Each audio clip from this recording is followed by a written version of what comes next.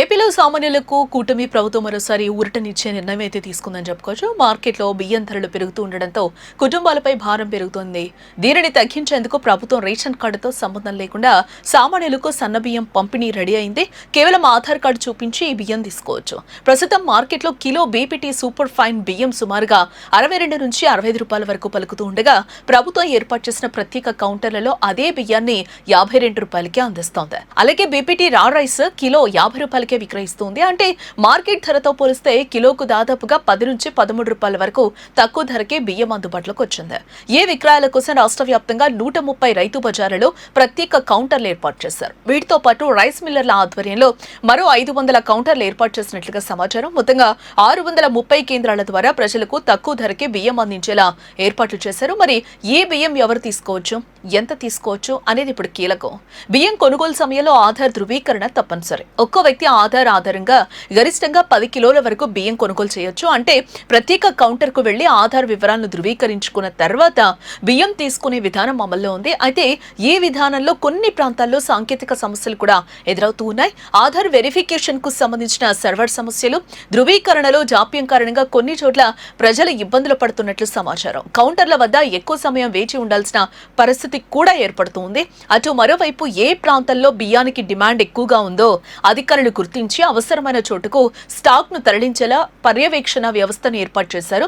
విక్రయాలు, స్టాక్ వివరాలు, వినియోగదారుల స్పందనను పరిశీలిస్తూ సరఫరాను సర్దుబాటు చేసేలా చర్యలు కూడా తీసుకుంటూ ఉన్నారు. దీంతో ఇక బియ్యంతో పాటు ఇతర నిత్యావసర సరుకులను కూడా తక్కువ ధరలకు అందించేందుకు ప్రభుత్వం మరో కీలక కార్యక్రమాన్ని అయితే ముందుకు తీసుకొస్తుంది. అదే మీమార్ట్స్ రేషన్ దుకాణాలను కేవలం బియ్యం పంపిణీ కేంద్రాలుగా కాకుండా చిన్న సూపర్ మార్కెట్ల తరహాలో మార్చాలన్నదే ఈ విధానం లక్ష్యం. ప్రజలకు నాణ్యమైన నిత్యావసర వస్తువులను మార్కెట్ ధరల కంటే తక్కువకు అందించేందుకు ఈ మార్ట్స్ ని ఏర్పాటు చేస్తూ ఉన్నారు. ఇందుకోసం కేంద్ర ప్రభుత్వానికి చెందిన national cooperative consumer federation NCCF తో ఏపీ ప్రభుత్వం ఒప్పందమే చేసుకుంది. రాష్ట్ర వ్యాప్తంగా దాదాపుగా 1000 మీమార్ట్స్ ఏర్పాటు చేయాలని లక్ష్యంగా పెట్టుకుంది. తొలి దశలో పల్నాడు, గుంటూరు, ఎన్టీఆర్, కృష్ణా జిల్లాల్లో వీటిని విస్తరించనున్నట్లుగా కూడా సమాచారం.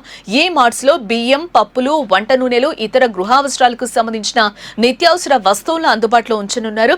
ప్రస్తుతం దాదాపుగా 70 రకాల వస్తువులతో ప్రారంభించి భవిష్యత్తులో సుమారుగా 250 రకాల వస్తువులను అందుబాటులోకి తీసుకురావాలని ప్రభుత్వం లక్ష్యంగా పెట్టుకున్నట్లుగా కూడా సమాచారం. ఇక ఈ మార్ట్స్ నిర్వహణలో రేషన్ డీలర్లకు కూడా అవకాశం కల్పిస్తూ ఉన్నారు.